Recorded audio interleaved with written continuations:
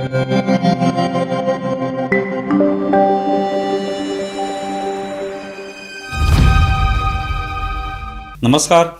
News डंकामध्ये मी महेश विचारे आपल्या सगळ्यांचं मनपूर्वक स्वागत करतो. मित्रांनो, न्यूज डंकाचं यूट्यूब चॅनल आपण सबस्क्राईब केलं नसेल तर सर्वप्रथम ते सबस्क्राईब करा. त्यामुळे आम्ही जे वेगवेगळे विषय हाताळतो, वेगवेगळ्या विषयांवर जे विश्लेषण करतो ते आपल्यापर्यंत पोहोचू शकेल. मित्रांनो, कामगार सेनेच्या वर्धापन दिनाच्या निमित्ताने उद्धव ठाकरे यांचं त्यांच्या कार्यकर्त्यांना एक प्रकारे संबोधन हे मंगळवारी करण्यात आलं आणि त्यानिमित्त उद्धव ठाकरेंनी वेगवेगळ्या भूमिका ज्या आहेत त्या मांडल्या. अर्थात त्याच्यामध्ये त्यांनी आत्ता हे जे महिला विधेयकाचा मुद्दा आहे त्यावरनं झालेलं राजकारण, त्या संदर्भात किंवा फडणवीसांनी त्या संदर्भात केलेलं स्वतःचं वक्तव्य, भाषण, या संदर्भात या सगळ्या मुद्द्यांना उद्धव ठाकरेंनी स्पर्श केला. आणि त्याचबरोबर त्या ठिकाणी पश्चिम बंगालमधल्या निवडणुका त्याच्याबद्दलही ते बोलले. या सगळ्या विषयांमध्ये बोलत असताना त्यांनी पश्चिम बंगालमधला एक मुद्दा उपस्थित केला. म्हणजे पश्चिम बंगालमध्ये आता जी निवडणूक मतदान होणार आहे, 23 तारखेला एक मतदान आहे आणि 29 तारखेला आहे आणि निकाल जे ते 4 मे रोजी लागणार आहेत. त्या निवडणुकांच्या निमित्ताने भारतीय जनता पार्टीचे वेगवेगळे नेते तिकडे ठाण मांडून बसलेले आहेत किंवा तिथे प्रचार सुरू आहेत. योगी आदित्यनाथ वेगवेगळ्या ठिकाणी जात आहेत. महाराष्ट्राचे मुख्यमंत्री देवेंद्र फडणवीस हे सुद्धा वेगवेगळ्या सभांना तिकडे गेलेले आहेत. नरेंद्र मोदींच्या सभा तिथे होत आहेत, अमित शहांच्या सभा होत आहेत. त्यामुळे भाजपचे सगळे प्रमुख नेते जे आहेत ते तिकडे कामाला लागलेले आहेत. आणि अशा सगळ्या पार्श्वभूमीवर पश्चिम बंगालची निवडणूक ही खूप महत्त्वाची आहे. कारण तिकडे भाजपा आणि तृणमूल काँग्रेस, ममता बॅनर्जी यांची, या दोन पक्षांमध्ये सरळ सामना होतो आहे. आणि पश्चिम बंगालचा हा एक प्रकारचा रेकॉर्ड राहिलेला आहे, इतिहास राहिलेला आहे की त्या ठिकाणी मोठ्या प्रमाणावर निवडणुकीच्या दरम्यान जाळपोळ होणं किंवा लोकांना मतदानाला येऊ न देणं, दमदाटी करणं, हे प्रकार तिथे मोठ्या प्रमाणावर झालेले आहेत, विशेषतः ममता बॅनर्जींच्या या आत्तापर्यंतच्या कार्यकाळामध्ये. आणि त्यामुळे प्रामुख्याने असं होऊ नये, मतदार जे आहेत ते सुरक्षितरित्या मतदान केंद्रापर्यंत पोचावेत, त्यांच्या मनामध्ये कोणती भीती असू नये, यासाठी यावेळेला निवडणूक आयोगाने मोठ्या प्रमाणावर तिथे सुरक्षा दल जे आहेत ते आणलेली आहेत. अनेक तुकड्या तिथे आलेल्या आहेत. सशस्त्र जे दल असतं त्यांनासुद्धा त्या ठिकाणी आणलेलं आहे. अशा वेगवेगळ्या तुकड्या तिथे आहेत. मोठ्या प्रमाणावर फौजफाटा जो आहे तो तिकडे आणलेला आहे बंदोबस्तासाठी, लोकांना सुरक्षित वाटावं मतदान करताना यासाठी. आणि असं सगळं असताना उद्धव ठाकरे मात्र त्याविषयी जे काही मत व्यक्त करतात या कामगार सेनेच्या सभेमध्ये, ते मात्र आश्चर्यजनक वाटणार आहे. उद्धव ठाकरे म्हणतात की या सगळ्या निवडणुकीसाठी जवळपास 2 लाख जवान तिथे आलेले आहेत पश्चिम बंगालमध्ये. ते कशासाठी आलेले आहेत? काही जण म्हणतात की 5 लाख जवान आणलेले आहेत. एवढ्या मोठ्या संख्येने या फौजा कशासाठी आणलेल्या आहेत? या फौजा आल्यामुळे लोकांच्या मनामध्ये एक भीती बसेल, लोक मतदानालाच उतरणार नाहीत, असं उद्धव ठाकरे म्हणतात. आणि त्याचं आश्चर्य वाटतं.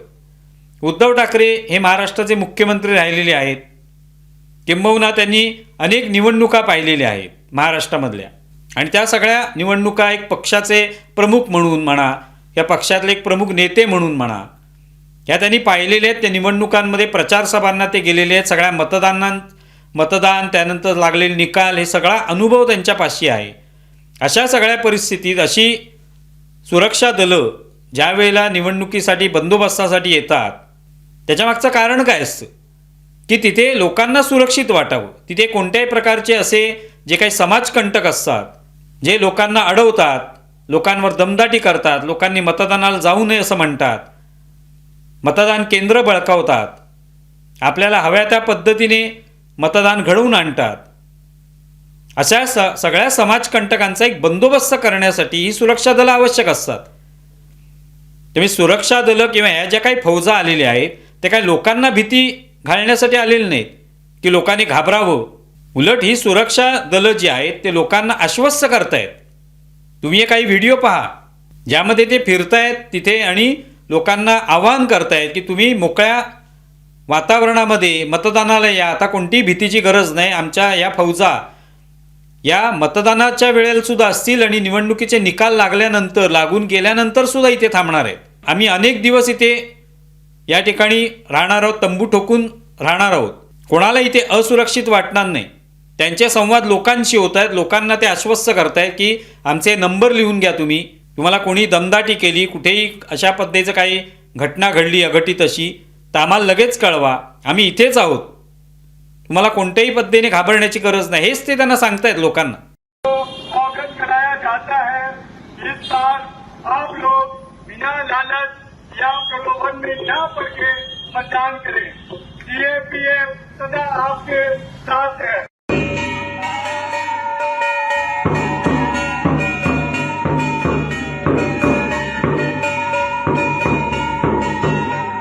लोक सुद्धा त्यांच्यावर विश्वास ठेवत आहेत.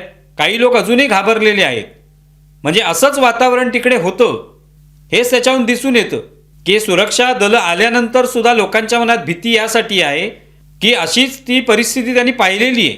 बंगालमधल्या पोलिसांना कदाचित काहीच करता आलेलं नाही त्यावेळेला, आणि त्यामुळे ते असताना सुद्धा अनेक लोकांची घरं जाळली गेली, विशेषतः भाजपा कार्यकर्त्यांची घरं जाळली गेली, महिलांवर बलात्कार झाले, अनेक लोकांचे खून पाडण्यात आले. हे सगळं लोकांनी बघितलेलं आहे. आणि अशा परिस्थितीत पुन्हा ती परिस्थिती उद्भवू नये यासाठीच ही सगळी सुरक्षा दल आलेली आहेत. मग याची भीती बाळगायची की काय, त्याच्यामुळे दिलासा मिळाला पाहिजे खरं तर. पण उद्धव ठाकरेंना त्यांची भीती वाटते की हे सगळे लोक आल्यामुळे लोक मतदानाला उतरू शकणार नाहीत, लोक घाबरतील. नाही, किती विचित्र आहे पहा. समाजकंटकांची लोकांना भीती वाटते, लोकांना गुंड प्रवृत्तीच्या लोकांची भीती वाटते, पण लोकांना कधी सुरक्षा दलांची भीती वाटते का? उलट त्याचा एक आधार मिळतो की आपल्या अवतीभवती रस्त्यांवर हे सुरक्षा दलाचे जवान जे आहेत, ते सशस्त्र जवान तिथे उभे आहेत, त्यांच्या गाड्या आहेत, त्यांच्या हातामध्ये वेगवेगळ्या गन्स आहेत. त्यामुळे तिथे समाजकंटक फिरकूही शकणार नाही, हा दिलासा त्यांना मिळणार आहे. पण उद्धव ठाकरे नेमकं उलटं त्याच्या बोलताना पाहायला मिळतात. हे उद्धव ठाकरेंना काय सूचित करायचे की अशा फौजा आणल्यानंतर लोकांना भीती वाटणार आहे. या फौजा काही कुठल्या बाहेरच्या देशातल्या फौजा आलेल्या नाहीत किंवा भाजपाच्या कार्यकर्त्यांच्या फौजा नाही आहेत की समाजकंटकांच्या दहशतवाद्यांच्या फौजा नाही आहेत. या आपल्या इकडच्याच जवानांच्या फौजा आहेत, ज्या वेगवेगळ्या ठिकाणी देशभरामध्ये जिथे ते निवडणुका असतात, आपत्ती येते, त्या ठिकाणी मदतीला धावून जाणाऱ्या फौजा आहेत. तेच जवान आहेत जे नागरिकांच्या हिताची चिंता करतात, हिताचा विचार करतात, अशा त्या फौजा आहेत. त्यामुळे आश्चर्य वाटतं की उद्धव ठाकरे अशा पद्धतीने बोलतात. त्यामुळे भीती नेमकी कशाची आहे उद्धव ठाकरेंना की हे सगळे जवान आल्यानंतर त्या ठिकाणी आता खऱ्या अर्थाने व्यवस्थित निवडणूक पार पडेल आणि मग ममता बॅनर्जींचे जे काही इरादे असतील की कुठेतरी मतदारांना येऊ द्यायचं नाही मतदान केंद्रापर्यंत, गुंडांच्या माध्यमातून मतदान होऊ द्यायचं नाही नीट, तर हे इरादे जे आहेत ते सगळे फोल ठरणार आहेत. आणि त्यामुळे खऱ्या अर्थाने मतदार मोठ्या संख्येने मतदानाला उतरू शकेल. आणि तीच भीती असेल मग की ते उतरले तर ममता बॅनर्जींना स्वाभाविकच धक्का बसू शकतो. कारण ममता बॅनर्जींच्या राज्यामध्ये लोकांनाही भीती वाटत असेल तर हे अपयश आहे ममता बॅनर्जींचं. ती लोकांच्या मनात भीती होती आणि ती भीती घालवण्यासाठी या फौजा येत आहेत, आलेल्या आहेत. पण त्याबद्दल उद्धव ठाकरेंनाच भीती वाटते, हे आश्चर्यजनक आहे. आता उद्धव ठाकरे म्हणतात की ममता बॅनर्जी ज्या आहेत त्या एकट्या शेरणीसारख्या लढतायत त्या ठिकाणी, आणि हे सगळे भाजपाचे वेगवेगळे नेते, मग अमित शहा असतील, मोदी असतील, फडणवीस असतील, योगी आदित्यनाथ असतील, आणखी वेगवेगळे नेते जे आहेत ते तिकडे जात आहेत, वेगवेगळ्या राज्यांचे भाषणं करतायत, सभा घेत आहेत, रॅली काढतायत, लोकांपर्यंत पोचतायत, प्रचार करतायत आपल्या पक्षाचा. तर त्या सगळ्यांविरुद्ध एकट्या ममता बॅनर्जी लढतायत शेरणीसारख्या, अशी तुलना उद्धव ठाकरे करतात. त्याचंही आश्चर्य वाटतं. म्हणजे भाजपाचे सगळे नेते जर मेहनत घेत असतील, प्रचार करत असतील आणि ममता बॅनर्जी त्यांचा प्रचार करत असतील, तर त्याच्यात त्या शेरणीसारख्या लढतायत आणि बाकीचे काय त्यांच्यावर हल्ला करायला आलेले आहेत असं काहीच वातावरण नाही. प्रत्येकाला आपापल्या पद्धतीने प्रचार करण्याचा अधिकार आहे. आणि त्यांना जर एकट्या शेरणीसारखी लढाई करायला द्यायचं नसेल तर त्यांचं समर्थन करणारे जे कोणते पक्ष आहेत वेगवेगळ्या राज्यांमधले, त्यांनी यावं ना प्रचाराला. त्यांच्या DMKच्या नेत्यांनी यावं प्रचाराला 1-2 दिवस, केजरीवालांनी यावं. काँग्रेसच्या विरोधातलाच पक्ष आहे, सोडून द्या. उद्धव ठाकरेंच्या पक्षाला जायला काहीच हरकत नाही. उद्धव ठाकरे 2 दिवस सगळे सभा घेऊ शकतात, आदित्य ठाकरे सभा घेऊ शकतात, आणि तसं झालं तर मग त्या एकट्या पडणार नाहीत. पण तरी फक्त बोलताना काय ते ममता बॅनर्जी एकट्या शेरणीसारख्या लढत आहेत, पण त्यांना मदत करायला जायला कुणीच रोखलेलं नाही.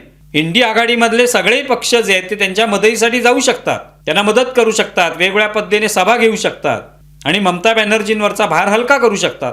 मग भीती कोणती आहे नेमकी? तिथेही भीती कोणती वाटते हा प्रश्न आहे. त्यामुळे उद्धव ठाकरेंनी हा जो काही मुद्दा उपस्थित केला तो आश्चर्यजनक आहे. एवढंच. तुम्हाला व्हिडिओ कसा वाटला जरूर कळवा. आमचा व्हिडिओ जास्तीत जास्त लाईक करा, शेअर करा आणि आमचं यूट्यूब चॅनल सबस्क्राईब करा. धन्यवाद.